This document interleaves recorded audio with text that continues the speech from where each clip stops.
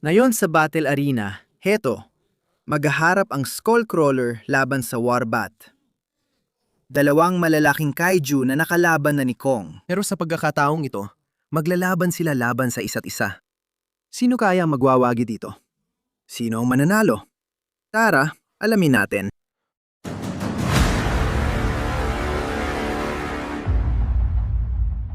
Sige, isa na namang malaking laban ng mga halimaw ito. Ibig sabihin, magdedepende talaga ito sa lakas at laki. Dagdag pa kung gaano sila katibay at kung gaano katitinding tama ang kaya nilang tiisin. At pagdating sa malaking Skullcrawler o Skull Devil, gaya ng tawag ko sa kanya, Ang totoo, ang basehan lang talaga natin ay ang mga laban niya kay Kong. hindi naman natin nakita ang Skullcrawler sa labas ng mga iyon. Ibig kong sabihin, kaya niyang patumbahin ng mga puno at paliparin paatras ng isang tao. Pero hindi naman talaga nakakabilib yon. Gayunpaman, nagawa ng Skull Devil na mapabagsak at mapatumba si King Kong kahit nakakaligtas lang ng malaking mama mula sa isang napakalakas na pagsabog ng napalm. Kaya siguradong hindi siya nasa pinakamagaling niyang kondisyon. Bukod pa rito, nahagis niya si Kong nang matagal gamit ang buntot at nasaktan si King Kong sa mga kagat niya. Ngayon, may dalawang paraan para tingnan ito. Una, nagawa ng Skullcrawler na ihagis si Kong at talunin siya. Sa totoo lang, wala nang dapat pagtalunan doon. Ginawa niya yon, nakita natin at kahanga-hanga. Huwag mo na lang maliitin.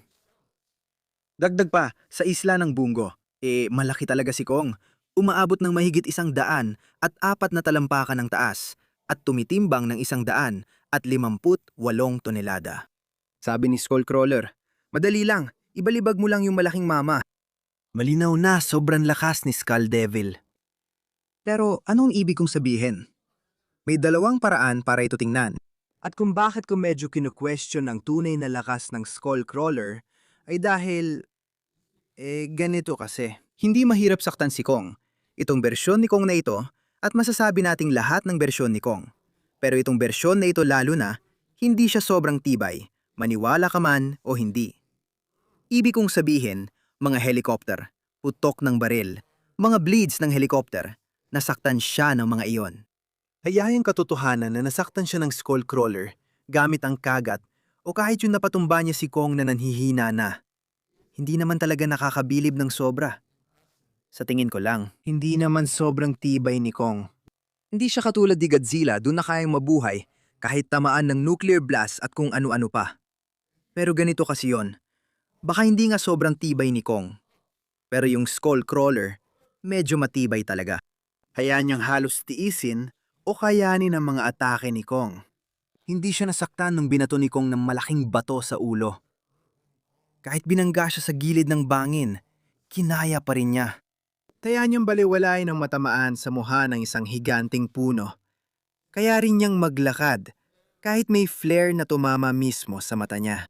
Tapos, nung tinamaan siya ng putok ng baril mula sa isang lumang eroplano ng World War II, naiinis lang siya doon.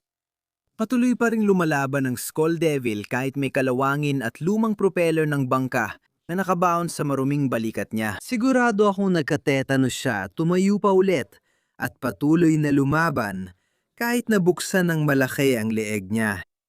Si Skullcrawler, sobrang tibay talaga. Pero ito ang punto. May kapalit lahat ng sinasabi ko. Baka wala masyadong nagawang kahanga-hanga si Warbat. Pero mas malaki siya. As in, sobrang laki. Mas malaki talaga. Bukod pa doon, sobrang bilis at liksi niya, kaya niyang lumipad kahit saan. Matibay sila laban sa atake ni Kong at malakas para gamitin ang malalaki nilang katawang parang ahas para pumulupot kay Kong. Halos mapatay siya sa pagtakip ng mga pakpak nila, kaya rin nilang maglabas ng lason.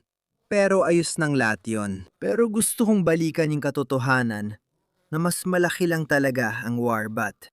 Parang parehong silang halos kasukat ni King Kong pero si Kong sa Skull Island ay mga 100 talampakan ang taas.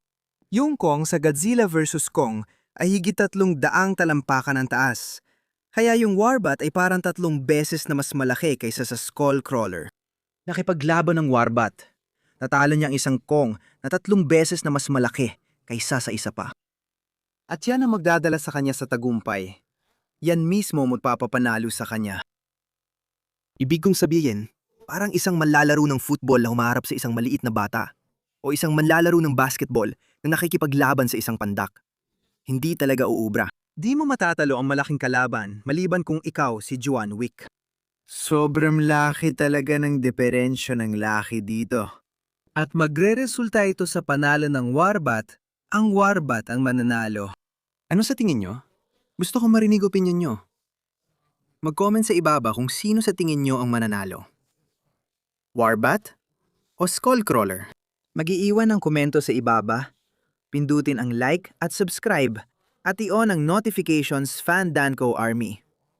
Kita-kits sa susunod.